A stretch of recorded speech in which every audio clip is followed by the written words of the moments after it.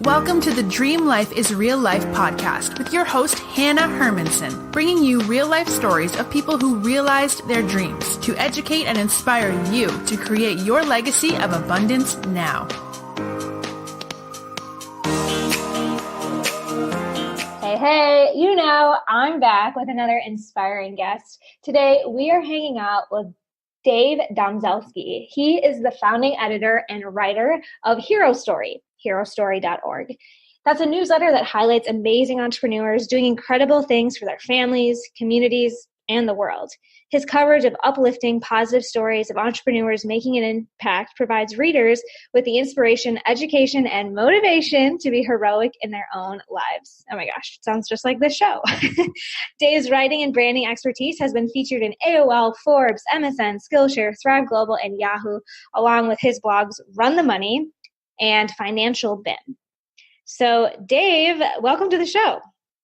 Thank you so much for having me, Hanna. Pleasure to be here. Yeah, it sounds like you're everywhere, and this is a perfect next pit stop for you because we are all about educating and inspiring other go-getters. So I'm excited to dive in with you. So excited to be here, and that's really what I'm all about. So let's do it. Good. So I'm always curious, how people get to where they're at. And you've got multiple blogs. You've been featured in a lot of publications. So have you always been a writer, or what's your background? Actually, my background is primarily in accounting. That's what I went to school for. And actually, I still work in that capacity full time, but I've always had a knack for writing. It's always been something that, I don't want to sound cocky or have a big ego or anything, but it's always something that's really come easy to me. I've always really enjoyed it and really had a passion for it. And it's always been like that one thing that, you can screw up for the rest of your life in different ways and you go down different paths. But for whatever reason, people have always told me that, hey, Dave, you're a great writer. I wrote for my high school newspaper, I was the yearbook editor. I was assistant sports editor for my college newspaper. So it's always been something that I've never done like in a full-time capacity or anything like that, but it's always been something that I've clung to, and it's something that I was able to offer the world as a gift. And it's just, it's just been something that's always stuck with me. And, taking it into like a side hustle was kind of a natural fit. And, as I navigated the online space and everything like that, it just, I tried to make the writing the center point because that was what I was good at. And I kind of just, learned everything else as I went, but just kind of let the writing speak for itself. I love this, Dave. So looking back, I'm in a similar way, kind of connected the dots to be like, I was always kind of this like entrepreneur, but where do you channel that, right? Like growing up, there was no like entrepreneur club, but there was like, debate club or forensics, and for you, like the yearbook and stuff. And I think that one of my passions is to really rethink education and how the opportunities you had in high school to do like yearbook and those things did lead to the blogging and all of that. But did you ever think when you were even like in high school, did you ever think like, yeah, I'll like have a digital platform where I get to share stories and I'll always get to write? Or how did you like get into the online space? I mean, did the internet even exist then? I just think it's interesting to look back. Well, I hope you realize I'm not that old. I mean, I did graduated high school in 2002 and college in 2006, but I'm not a dinosaur over here with the.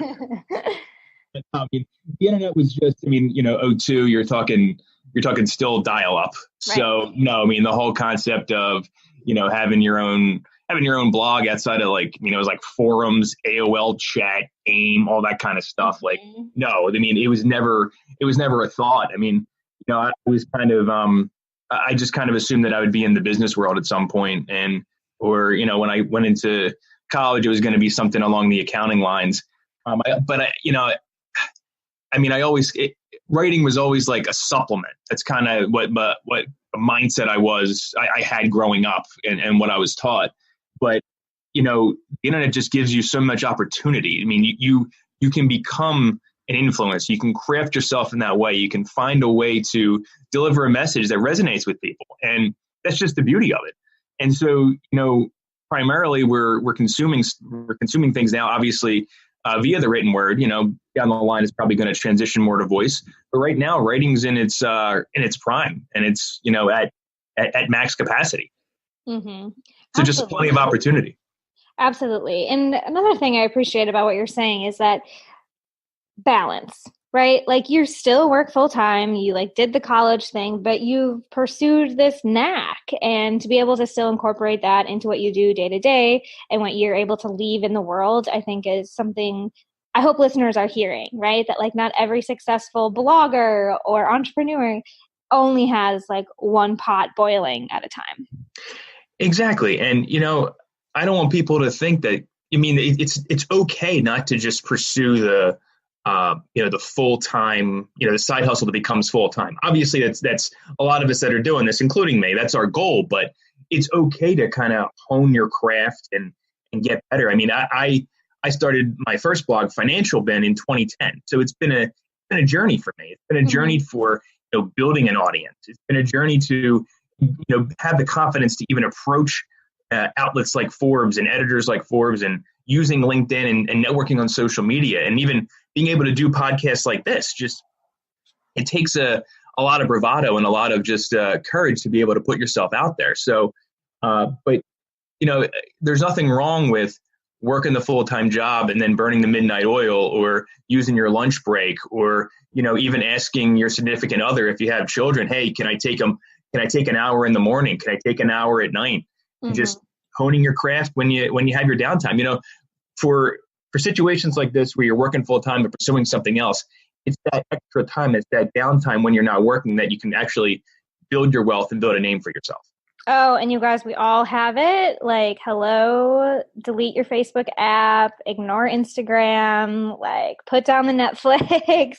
I think it's super interesting because I work with some people who still have a full-time job, and they'll ask me like, are you sure I can do this? Like, do I have time? And I was like, how much time do you spend on Facebook? Oh God, I check it out. I'm like, great. You'll find the time if you can. Exactly. We all do have excess time. It's just about prioritizing our time. So, amen.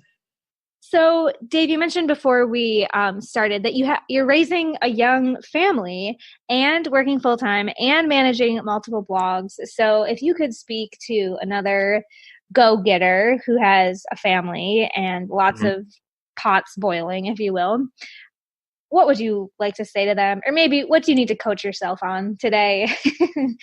Man, so much, I would say, because I think nowadays, like, there's so many things clamoring for our attention. Mm-hmm.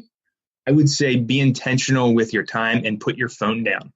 Yeah. That's really what it comes down to. I mean, you have so many buzzes, and I actually turn off all notifications on my phone. I don't want to be notified of things. Airplane mode is how I live my life. Yeah. If I got to check a Facebook message or a status or something, I'll go and check it. Like, I don't want to be notified, because when I'm working, when I'm in the zone, I want to be in the zone. I turn the phone over, I put it on silent. When I'm with my family, I want to be present with my kids.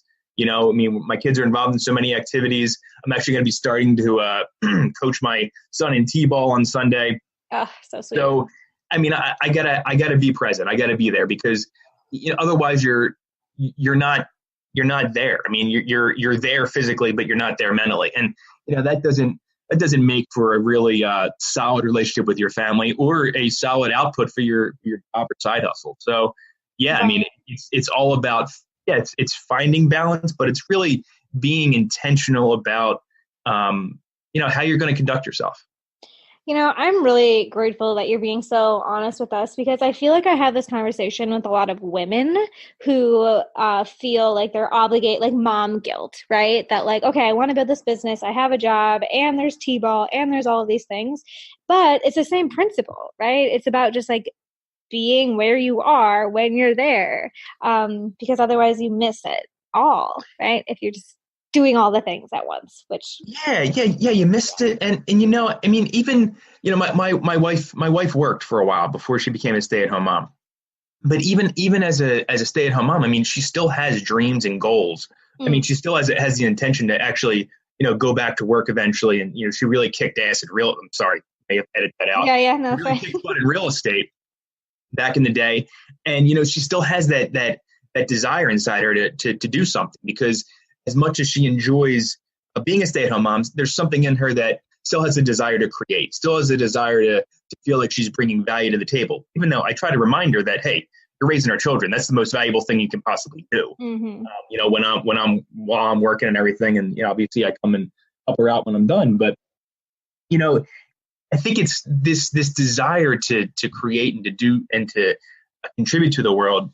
I was actually listening to one of your other episodes, and that mom guilt. I think that's an unfair, undue pressure we put on women, because this innate desire, it's something we're born with, something we're created with. So there's nothing wrong with that. It's just about, prioritizing time for everything in our lives. And that's what it comes down to. It comes down to prioritizing. So my wife, one of the projects she loves to do, she loves gardening. So we try to prioritize that. So when I'm done working, we'll budget time on the weekends or budget time after I'm done, and I'll watch the kids and she'll go do that. And it's a guilt-free. It's not like, I lord it over her or anything like that. So it's about finding that time with your significant other, or, if you're a single mom, maybe you got to put some money in the budget to hire a babysitter or talk and work it out with neighbors or friends and family or something like that. Right. But there's nothing wrong with that. There's nothing wrong with wanting that desire to create and do something else outside of just, being a mother or being a parent. I do the same thing. Mm-hmm. Yeah. So I want to build upon what you're talking about here, this desire to create, because I think that speaks to so many creative people that are listening. And I'm wondering if that is what inspired you to start the hero story, or where did this because it's newer than the financial bin, right? The hero story. Yes. Okay. Yes. It was so to kind of, backtrack. It's financial bin, run the money, and then hero story. And, hero story, I feel like is really the culmination of everything I've been doing online.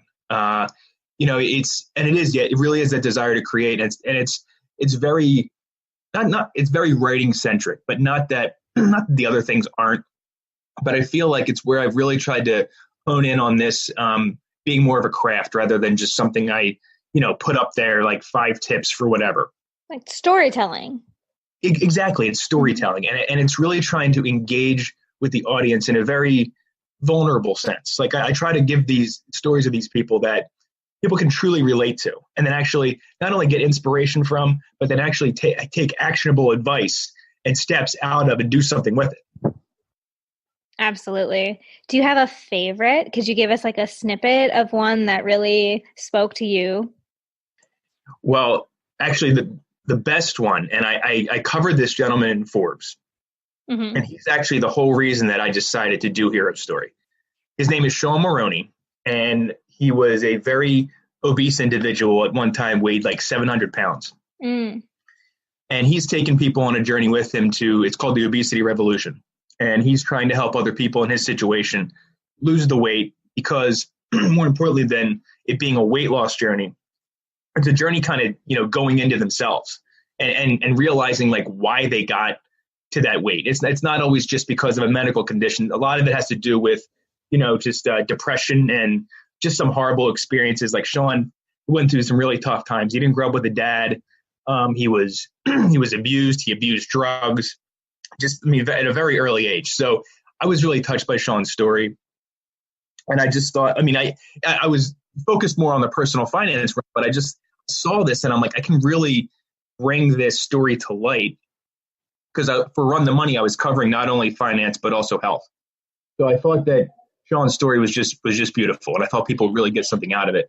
And, Hanna, when you're onto something, when the person that is the subject of the story tells you that you touched their heart and that they were actually inspired by their own story and the way you wrote it. Mm-hmm. And having that and carrying that with me and being able to capture that is just such a blessing. It's a blessing to the people that I share with and to Sean, I think, but even more so to me, because I feel like I'm actually making an impact. And I think that's what we really want. We want to know, like, when we leave this earth, that we did something, like something that we did matter, no matter how little. We had an impact and we're leaving a legacy. And I was going to say, that's the dream. right? Yeah, It's like exactly. use your skills, use that thing you have the knack for, and Exactly. empower someone else or share it with someone else, or like create that ripple effect just by sharing the gifts that you already have that were already within you, instead of just keeping them or sitting on them, or Yeah. Amen. I mean, I totally agree. And I think that's why, like, now, like this day and age, like, we're so fortunate to be able to have the platforms we have to be able to get that message out there. Because 100 years ago, 50 years ago, 20 years ago, you didn't have it at this scale. right. And it's amazing. So anyone out there, like, doubting themselves, doubting that they have something to offer, I call BS, because I think everyone has something to offer. And it's just finding a way to offer to the world in the right way. Oh, and I'm a firm believer that this exact moment, more than any other moment in the universe as we know it, is the time to be putting your value out. And we have so many ways to do it. And there's so many people who are open and receptive and aligned with us. So I love talking to people. I can just feel your energy is so alive when it comes to really, getting your story, getting your skills, getting your purpose out in living color. Absolutely. So thank you for sharing that story, and also, portraying so many other stories. So I know you'll have an opportunity for folks to learn more about the hero story, but what is maybe the next era or your next need that maybe listeners could support you in with the hero story movement? Yeah, well, I mean, the main thing right now is I'm trying to get the word out, and I'm trying to get, increase the subscriber base. From there, what I'm really working on right now is kind of backfilling the schedule to, find some just incredible people who are doing the amazing things that I want to highlight. I want people that are coming on that are, the husbands, the fathers, the wives, the mothers, like, who are entrepreneurs, but then also parents who are just, like, in the grind every day. You know what I mean? Because I think that's where, we see, like, the Zuckerbergs and the Gateses and, the Brene Browns, all those people like that. But, I think the real, not that they're not heroes, not that they're not significant people that we can learn from, but I think, forgotten in the mix are the everyday people that aren't necessarily, covering the headlines. People that are, burning the midnight oil, but then also trying to, work a full-time job and be a parent and stuff like that. We need to highlight those people. I think that's important. So suggest, reaching out to me, if you think you're a fit, please let me know. And then from there, where I really see this going, Hanna, is I see it being a podcast. I see more courses coming on down the line. So I'd love to know what people are interested in so we can create the right content. And then from there, I actually see it being almost like a conference style, TED Talk style, where people actually get up and we'll spend 15, 20 minutes and give us exactly what they went through and the hardships and everything, and not just the business side of it, but the person side of it. I think that's just as important. Oh, okay. I'm with you. I'm totally with you. When I saw the blog, I thought, like, oh, this has so much potential to go lots of places. So it's exciting to hear your vision for expansion. And there's so much power in storytelling. And it's interesting to hear someone coming from the financial world to be embracing that and kind of balancing, the business, the strategy. Here's some actions to take.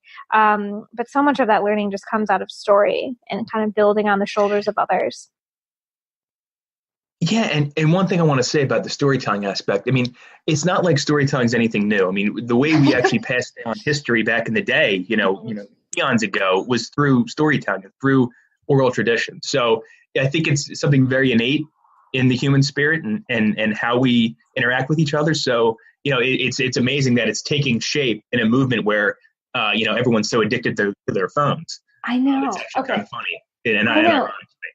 It totally is. Just this week, I had a conversation with a client who she needed to start putting videos out. Like, it was that time. She wanted to try videos, and she's like, "Oh, I'm just nervous to do it live. Like, I would just rather record it and like edit it." I was like, "Why? Like, what's the deal with being live?" And she had all of these like self-doubts, and I was like, "You do realize that you've been living your life live, and every person that you've ever talked to has seen you speaking live like for the past 35 years. And she's like, oh, I never thought of it like that. And people have recordings of you, they have their own impressions of you in their brain already. Like, you going live on Facebook is no different than real life. That is a great point, Hannah. And it's like there's no one in front of you. So you can just you don't have to worry about it. Just get up there, put the mic on or put the camera on and have at it. Yeah. And then we also decided as soon as she's done, she was just going to close her computer and not look at the notifications, not worry about the outcome, just take the action. Take the action. Exactly. That's all that matters is taking the action. You'll perfect it as you go. Exactly. Okay. This is amazing, Dave. We're getting to the pop quiz section of the show. So I just have three last. I didn't prepare. Oh, you'll be fine. If you can make the high school yearbook, you can make this pop quiz. All right. Okay, so question number 1 is, what is one action, one thing listeners can do today to get closer to their dream life? Prioritize the time. Yeah. And I really mean that. Like, don't just put it on the schedule and say, I'll get to it. Actually do it and make it something that you do every day, even if it's for 15 minutes, just a small portion of your day. Take the action, you'll build momentum. Awesome. A+. Question number 2, if you could hand a tangible resource, almost like a gift to listeners, maybe it's a book that changed your life or a conference, what would you hand listeners today? The book that actually changed my life is Robert Kiyosaki's Rich Dad, Poor Dad. And if you've never read it and you're not really sure whether you want to kind of make the foray into entrepreneurship, I suggest you pick it up because it's what got me into it. My wife actually gave it to me. She was my girlfriend then. And back in 2007, completely changed my outlook about my accounting, my profession, and then also about how to think about my career and how to think about money. And it really set me on a path to, it's actually the reason I'm here where I am today. Mm-hmm. Oh, beautiful. Okay, last question is, where can people learn more about you and get involved with what you're up to? Well, I ask that everyone check out herostory.org. It's all one word. And there you'll see some past issues. And on the first page right there, you'll be able to sign up and check out the newsletter. And you can also hit the About Me page, and you'll learn more about my story and why I started this and where I see it going. Wow. So good. And who knows, maybe someday I'll see some listeners that get featured or their story ends up over there, which would be absolutely amazing. And if they give a shout out to you, I'll make sure to link up the podcast. Yes, everyone, it is about me. Tell him that you know me. That's right. All right, everyone. Thank you, Dave, so much for your stories, your time, and your energy. And friends, I'll be back next week with another inspiring guest that will, of course, help you make your dream life your real life. You've been learning how to make your dream life your real life with Hanna Hermanson. To get the resources mentioned on today's show and to listen to past episodes, visit www.dreamlifeisreallife.com.